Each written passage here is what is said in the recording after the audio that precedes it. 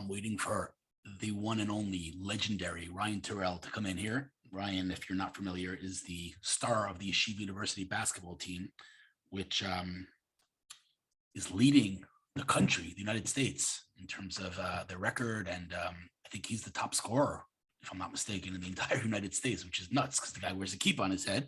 And he will hopefully one day be the first observant Jew to enter the NBA. So that's really exciting. And I've been wanting to interview him. I posted on Facebook last week that I want to interview him, and I got like a zillion introductions to the guy. What I've heard about him is that he's not only an amazing basketball player, but he's super duper humble, and he stays after games to take selfies and give autographs and things like that. And I asked on Facebook if anybody has any questions for him, and I got about, I don't know, tens of questions between Facebook, Twitter, and other platforms. So I'm very excited for him to come in, starting in about 5 minutes. And yeah, pretty pumped about it because the guy, the fact that he wears a kippah and that he's, he's breaking all records here is to me a sanctification of God's name, which is what we call in Judaism, kiddish, hashem. In a world of rising anti-Semitism and, a lot of Jew hatred out there. An observant Jew with a kippah on his head that is making such a kiddish Hashem, to me is, worth a stage. And I really just want to hear his story, his backstory. Who is Ryan Turell? What his plans are for the future? NBA, not NBA. How's he going to handle that with Sabbath, because they play on the Sabbath, which is, as an observant Jew, he won't play on the Sabbath. And so we know that in the past, Tamir Goodman, who's my boy, a good friend of mine, had the same story, and he had to sacrifice a lot to keep and to observe Shabbat. So I'm sure Ryan will have thoughts on that. I'm sure the whole world asks him that question. So I intend on asking that question and many others. And I'm just really excited to talk to the guy because I'm pretty sure one day I'll be showing this video to my children when this guy's an NBA star. I mean, his numbers are off the charts. He's scoring, in the high 30s every game, if I'm not mistaken. That's another question we'll ask him. All his teammates speak super highly of him, not only as a basketball player, but as a human being, as a mensch, one of my favorite words. And I just think it's amazing how the New York Times and all these incredible publications are talking about Yeshiva University basketball team. I mean, I went to MTA, which is the high school of Yeshiva University, but then I moved to Israel. But it's a small little religious institution, and I think they had a 50-game winning streak or something like that. I don't know how many. Yeah, I mean, some crazy number that their winning streak. I'll Google it right now. YU winning streak. I think it was like some sort of record here. It was some sort of a world record, I believe, if I'm not mistaken. 50-game winning streak. They had a 50-game winning streak. Wow. Won 50 games in a row. That's nuts. I wonder if I can see his, let's see, Ryan Turell average. Let's see what it says here. Ryan Turell average. Maybe 24. I don't know. Not sure here. 28, I see. See 28? Yeah. He's 28 points a game. 28 points a game. It's pretty wild. So yeah, I'm excited to talk to the guy. He's probably has a lot going on right now in his life. So I very much appreciate that he found the time to talk to me, and very excited to share this video onwards. So we should be expecting Ryan in about a minute, assuming he's punctual, but I just WhatsApped him before, making sure that we're on. So I do expect him to come on time. I do need to figure out a way to do these interviews better so that I could stream them live and record them in 4K, because Zoom, Zoom is not intended for this kind of thing. And the quality of the video is not great, and I can't stream it. So I tweeted about this earlier, looking for a platform that could do that. And I got some recommendations like StreamYard, for example, Riverside FM, a couple of different platforms that I've heard about and I've used, but I did not know that they supported the things that I was looking for. So without further ado, let's hope he comes in on time. And you see, if I was streaming this, I would ask you in real time if you have any questions, but unfortunately, no streaming available right now. I will be sharing this, of course, afterwards. If you're watching this, this is after the interview. think, is he coming in? Thought I heard notification. Not yet. All right. It is 4:30 Israel time. Not here. Here's the boy. It's 9:30 a.m. EST, and I am about to bring in Ryan Turell into the room and talk shop. Here we go. Okay. It's here. Where are you, Ryan? I don't see you. There you are. There he is. How you doing, man? I'm good. I'm good. How are you? Hashem, how you doing? I am good. Man, oh man. Holy smokes, man. You are like kicking serious tuchus, as we say. All right. Listen, you're a busy guy. I don't want to take too long of your time, but I just want to tell you that I read the article about you last week. I don't know if it was the New York Times article, one of the articles, and I was like, I got to meet this kid because in tech, I think I've had the opportunity to meet everyone that I've wanted to meet, whether it's Steve Wozniak or crazy people. But when I hear about a kid like you, sorry for calling you a kid, but when I hear about what you're doing and just a walking sanctification of God's name, I just had to meet the man and the legend. And I'll tell you that Tamir, who I'm sure you're in touch with, Tamir Goodman, is a really close friend of mine. And I feel like you guys have a lot in common. So, let's just jump in because I don't want to waste too long of your time. And I'll ask you a couple of questions and then we'll jump into the questions that I got on all my platforms because I got a million of them. All right. Ryan Turell, who are you? Where were you born? Where are you from? I was born and raised from Los Angeles, California. I grew up there and lived there my whole life and, loved it there. Nice warm weather. Where in LA? Sherman Oaks. I'm a Valley boy. Went to Valley Torah High School and Emek Hebrew Academy and Orach Chaim. So all Valley schools. Love it. Love it. My wife's from Pico Robertson. Just a little Jewish geography. Yeah. There you go. All right. There you go. So, how old are you, if I may ask? I just turned 23 this past month, a couple days ago. My first question is, honestly, I'm not just like buttering you up. I need to understand this. You're 23 years old, and anyone who knows you, and a lot of people told me this, says that you are the most humble, like just mensch.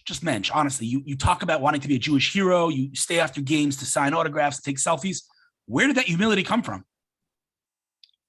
I appreciate it.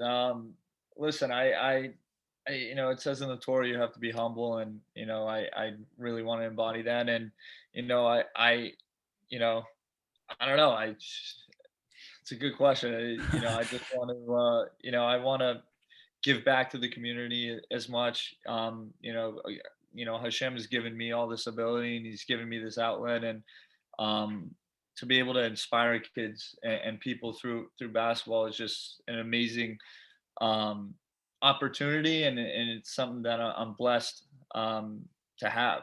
So I want to give those blessings out, I guess. Unbelievable. Are you in touch with Omri Caspi, by the way? I am not in touch with Omri Caspi, no. Would you like to be in touch with Omri Caspi? Sure. Why not? Right, I'll connect you guys. All right. So, all right, let's. I heard an interview with your parents and how they like expected you to go to some like Ivy League college, and you're like, I'm going to Yeshiva University. I want to represent the Jewish people. How does a 23-year-old kid have that level of maturity, man? It's crazy. I was actually, I think 18 when I made that decision, and I remember my mom being really upset at me, and she was like, because I came from like my grandfather was in the U.S. Army, and West Point is Army, and it's a big deal to get into, and it's like a really high academic school, and it's straight line to success, and you're in the Army, and I actually verbally committed there. I thought I wanted to go to West Point, but at the end of the day, it came down to like really. I grew up Jewish. I went to Jewish schools my whole life. I kept kosher. I kept Shabbos. Judaism is me. It's who I am. And I'm gonna give all that up so I can say I played Division I basketball. It wasn't worth it to me. I rather set an example for all the Jewish kids out there that you don't have to abandon your religion if you want to play a high level of basketball, or a high level sport. I got to tell you a story. My friend. Listen to this. So we operate in parallel universes, right? I work in tech, and I don't take off my kippah ever. I announce to the world when I sign off for Shabbos. I'm very vocal about my religion. And a lot of people ask me all the time, like, is your kippah like is it an obstacle? Is it cause you challenges? And I got to tell you a quick story. And this is very much up your alley because you own your Judaism. And so I tell people, when you own your identity, people respect you for it. I want to tell you this. I went to Silicon Valley one time and I met with a senior vice president of Google, a guy who reports directly to the CEO of Google. And it was a social meeting, not a business meeting. I just went to catch up with the guy. I walk into his office and there's a platter, like a massive platter of sushi on the table. And I'm like, what's going on? What is this? He goes, I know you're strictly kosher and there's no kosher food in Silicon Valley. So I had to order you sushi from outside of the valley. This is a senior vice president of Google who respects me so much because of my, the fact that I'm so vocal about kashrus. So I'm saying to you, and I assume you already know this, continue to own your Judaism because people will only respect you for it. Nobody's going to disrespect you for it. Now, here's the question that I'm sure you get literally 50 times a day. Talk to me about NBA and Kippah and how that's going to work. Listen, if I'm fortunate enough, I got a lot of work to do, and if I'm fortunate enough to, it's all in God's hands. We'll see where it goes. But if I'm, God willing, if I'm able to play professional basketball in the NBA, which is a goal and a dream, I plan on wearing a kippah, and plan on walking to the gyms on Shabbos, and figuring out what I have to do halachically and what all that stuff. But it's all in God's hands. It's all part of the plan. So we'll see. It's a very interesting discussion, actually, now that you mention it like that, because it could be, and I'm not a rabbi, right? But playing basketball on Shabbos is not inherently wrong. I mean, there's nothing wrong with it, and it might not be in the spirit of Shabbos. But I'm thinking that if you're doing something like that, and again, it's not in the spirit of Shabbos, but you're creating such a sanctification of Judaism, of God's name, I feel like there's got to be some rabbis out there that will be like, listen, you got to do what you got to do. Right, 100%. And I've spoke to rabbis about it, and I've gotten the okay from rabbis. And listen, the only problem would be travel days, where it's a back-to-back Friday night and a game Friday night and Saturday, and that happens, I think, 3 times a year or 4 times a year at most for teams. And listen, I'll have to miss a game, if that's the case, but I plan on staying in my hotel and walking to the gym. Something I did before in AAU. In high school, I did that. Me and my father did that. We would stay at a random motel, and we'd walk to the gym, and that's how we held. Amazing. And so that's what we plan to do. Amazing. All right, let's talk some stats here. You're 6'7"? 6'6", 6'7". Okay. Call it we want it. Are you officially the top scorer in the entire nation right now? I believe so. Yeah. Do you understand? Do you understand how insane that is? Like, to say those words, you are the top scorer in the entire United States of America in college basketball. That is absurd. It's insane. Yeah. Wow. Listen, at the end of the day, you just gotta, we're chasing letters, not numbers. That's a big saying we have on the team. All we care about is the W's. At the end of the day, if I score 35 when we lose, I'm not happy. If I score 2 when we win, I'm happy. So at the end of the day, it's about winning. And the reason why I've gotten to where I've gone is because my teammates, and they're so selfless and getting me open, and getting me in spots where I can operate. So I couldn't have done it without them. And at the end of the day, it's about winning. So as long as we win. Unbelievable. All right. So you're averaging what, 28 now? What's your average? Something like that. I don't know. Come on. You really don't know? I do not know what I'm averaging. That's amazing. It's, I don't mean to take this back to me, but I understand why what you're saying, because people say to me all the time, like, how many followers do you have? And I'm like, I don't know. Like, I don't pay attention to that stuff at all. So I understand what you're saying, but all right. So right now you're playing YU. You guys had a 50 game winning streak, correct? Yes. Talk to me about the last couple of games. What's going on? We're going through a little bit of a struggle right now, but at the end of the day, we just got to bear down and be tough, and focus in on ourselves and really start defending better.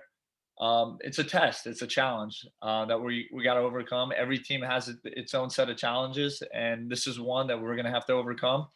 And I feel confident that the guys we can. We just got to put it together. Right. All right. Let me do some quick questions for you, because again, I know you're super busy, but I got so many. So let's do I'll shoot a question at you.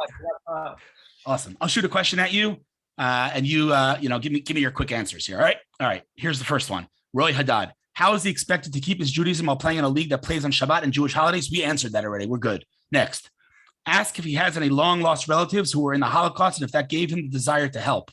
Go, Ryan. Not sure what that means. I do not have any long lost relatives that were in the Holocaust. My girlfriend, her grandparents were both in the Holocaust. So yeah. Okay. I guess. All right. Next question. I wonder if playing for Israel would be a good career move for him in the next few years. I assume that's not on your radar right now. Well, Israel has always been on my radar. I always eventually, even if I do play, God willing, make the NBA, Israel is definitely something I want to do after that. I've always wanted to live there. I've always wanted to experience, Israel. It's our land. It's our holy place, and so to be able to play there and wear a yarmulke and be proud would be a dream come true. You're giving me goosebumps here. All right, next. What is his why? What drives him to excel and be who he is? What is your why? What drives you? A lot of things. I think the main thing right now is to show the world that Jews can play basketball, and try to inspire people from all around the world that you don't have to be afraid to be who you are. Right. Okay. Cool. All right. Let's see what else we got here. Someone said he's a great kid. I was at his bris. Grew up on my block. That's Jennifer Neiman. Karabka Neiman. Neiman. Yeah. Cool. Next. If he thinks he can make it to the NBA, not just to Israel, Europe, yes, he can and he will. Next question. What athletes does he look up to? Any up and coming Jewish athletes we should look out for? Oh, wow. These are a lot of questions. What athletes do you look up to? Well, growing up, I looked up to Kobe Bryant. I'm a big Lakers fan, and that's someone who I loved watching. I try to emulate his work ethic, and, just watching him grow up was just totally inspirational. I was actually at LAX when his helicopter crashed. Oh, yeah. Yeah. It was like, everyone was like devastated. It was nuts. I remember. I was in Grandma's Pizza. Grandma's Pizza. It's such a crazy, it's the most surreal story. I still can't believe that happened. Any up and coming Jewish athletes you should look out for? Yeah, I mean, there's a bunch of them. I know there's a bunch of guys in high school that are doing well, and just keep her eye out. I think Jewish basketball is getting better, and I think it's going to keep getting better. And I hope it keeps getting better, and I hope there's more kids who go pro, and hopefully it keeps on going. You'll set the stage. You'll set the stage for others. Someone said, ask him about the daf. I don't think you do daf yomi right now. I think you don't have enough time for that. All right, next. What does he want to do after basketball to attain the Jewish hero status? I'm sure it's something quite interesting and impressive as well, because you talk about being a Jewish hero. Basketball aside, what else do you have on your radar? Well, I've always wanted to open up a summer camp for Jewish kids that want to excel in basketball and sports and whatnot. I think that, I have a lot of knowledge that I can give to the younger groups, and I can help teach. And, I hope to do that one day, give life lessons and, through basketball and teach. It's awesome. Okay. In retrospect, would he rather join a Division I college rather than a Division III one? No, absolutely not. I love what we've done here at YU, and I'm totally blessed to be a part of this program, and love it here. All right, now I got a hard question for you, man. You ready? Sure. Yeah. Does he think he could beat Tamir Goodman one-on-one? That's a great question. You don't have to answer that. I'm not going to answer that. I'm going to let you guys decide that. You're in touch with Tamir, right? I've been in touch with Tamir. I would have loved playing with him. That would have been fun. He's awesome. He's such a great passer and great player. That would have been really fun to play with him. Yeah. Okay. By the way, he's very much like you in that he's super duper humble. Like, he's also made sacrifices for Judaism. He's 100%. Unbelievable guy. 100% total role model. Who has been his encouragement? We said Kobe. My father's also been my encouragement. My father also. Didn't he play? Yeah. Yeah. He played Division I ball. He didn't get a lot of minutes playing Division I, but he was a Hall of Famer at Beverly Hills High, and he's always pushed me and been a great. He's been at all my games and coached me all along. So love it. Someone wrote, "Can you tell him a lot of people are really proud of him?" Done. Next, is he considering making Aliyah and playing for the Malad Dumin team with his friend Simcha Halpert? We'll see. Or maybe in the Okay. car. You never know. Next, curious, was he able to easily find formal leagues growing up that didn't play on Jewish holidays, Shabbos, or did most of his early prep come from pickup games, etc.? If he didn't growing up, not sure his background. I'm not sure what that means. Do you understand that question? So I played for Coach Kaplan growing up since the first grade. He was like a club team that was all Jewish. It's actually called Yeshiva basketball. That I played since first grade all the way through high school, also. And we play against non-Jewish teams and compete. We won a lot of championships. That was fun. And then I moved on to AAU over the summers when I got into high school and playing against you know all the D1 guys and all the better players. And that was when I started walking to gyms on Shabbat and Amazing. playing against those guys. Amazing. Amazing. Here's a really tough question. I mean, not tough, but it's an interesting question. Ask him who he would be without basketball and then who he would be without his Jewish identity. Who would you be without basketball? Who would I be without basketball? I'd be a yid. I'd try to do something else. And try to do so. I always want to be in real estate, so I'd probably go into real estate. But you know, I that's a great question. Honestly, I would just be a Jewish kid, trying to stay true to the religion. Who would you be without Judaism? That's a better question. I don't know. I guess it's a great question. Just a basketball player? I don't know. Azriel Chell said, ask him to start investing in Israeli startups and let's make his brand exciting even before he steps on the NBA court. All right. I like that. All right. That was all Facebook. All right. Now I'm now opening Twitter. Okay. Because there were quite a few on Twitter as well here. Hang on a second. Sure. Oh, first of all, someone named Judy. I don't even know her last name. She's a music person. She showed me her selfie with you after the game. I don't know if you could see that. Wait, hold on. It's my background, so you can't see it. There you go. Yeah. So she tweeted at me. All right. So let's see the questions awesome. Here. She comes to a bunch of games. She's always been nice. She's awesome.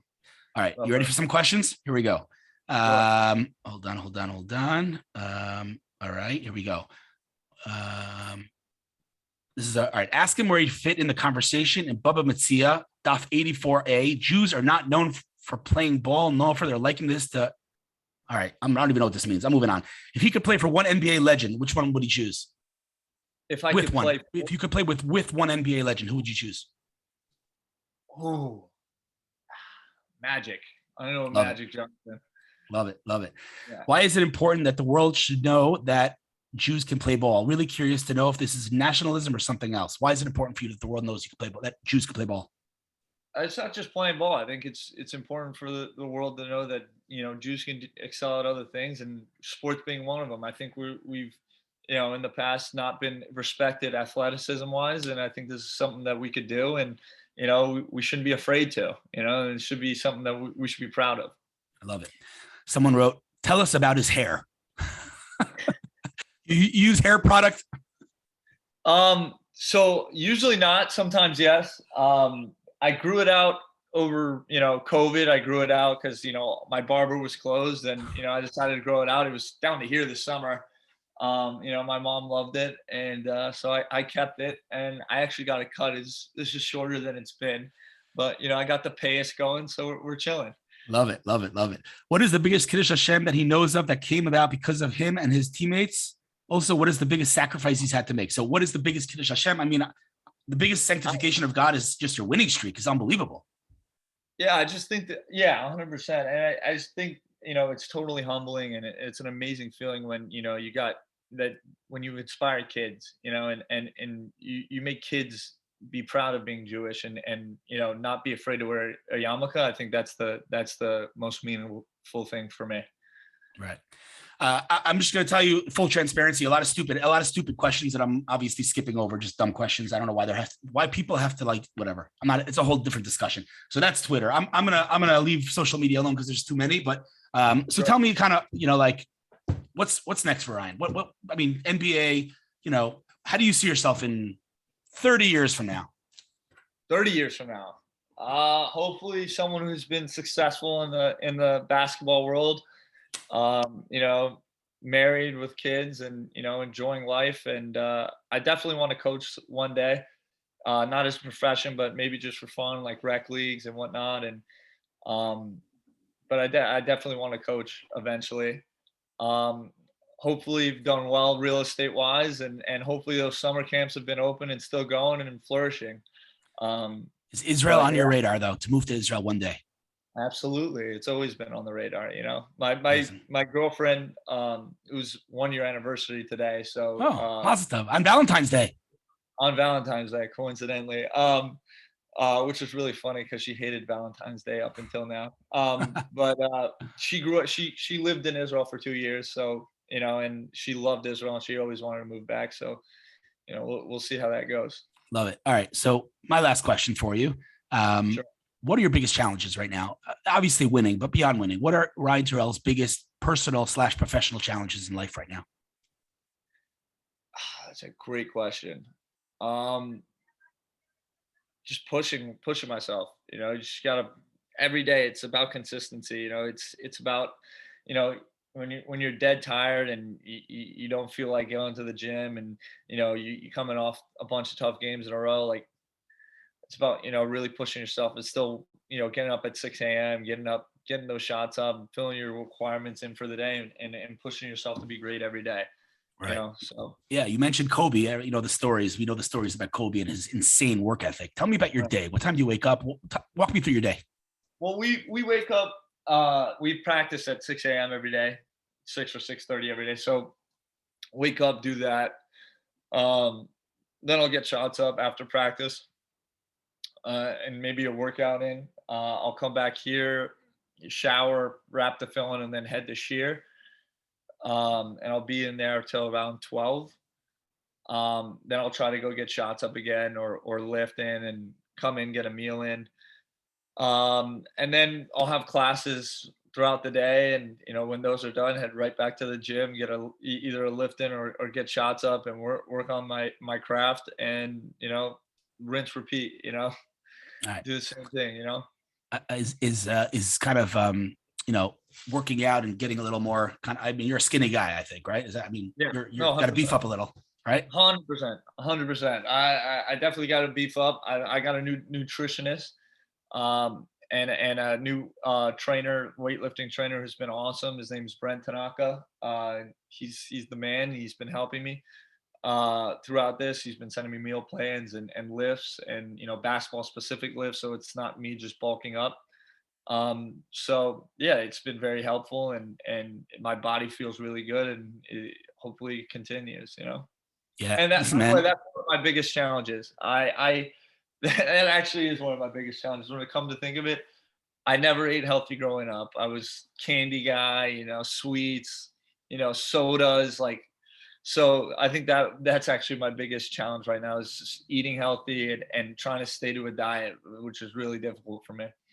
I hear. All right, listen, man. First of all, like I said, you know, keep doing what you're doing, because honestly, I can't remember, you know, someone making this level of a kiddish hashem, a sanctification of God's name, in a very long time. You know, Tamir was up there for sure, but what you're doing is unbelievable. So, you know, keep doing what you're doing. A lot of people are proud of you, and your parents seem to be super proud of you too. Yes, Um, sir. and you know, it goes without saying, if and when you decide to come to Israel, anything and everything that I can do to help you in any way here, definitely let me know. And yeah, let's stay in touch, man. And looking forward to meeting in person one day. Hey, I appreciate it, man. I appreciate it so much, and thank you for having me. This has been awesome. And you're the man. I appreciate it. Thank you so much for your time, man. And just keep doing what you're doing. Absolutely. All right. All right. Thank you Hold so on one much. second.